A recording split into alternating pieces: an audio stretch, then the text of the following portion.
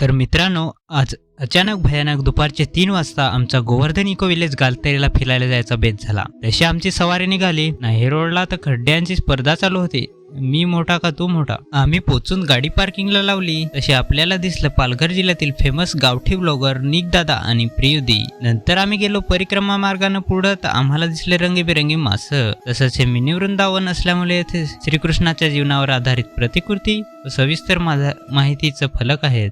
इथं ना बरेच प्रकारचे झाडे तसेच फुले आहेत ना। आमचे ग्रुपमधले पोरं या झाडाला गाजर समजून खाणार होते, पण बरोबर लोकल गाईड होता तर बरं झालं। हे पूर्ण क्षेत्र फिरायला अर्धा दिवस तरी लागल। आमच्याकडे वेल कमी असल्यामुळे आम्ही लगेच येथून काढता पाय घेतला।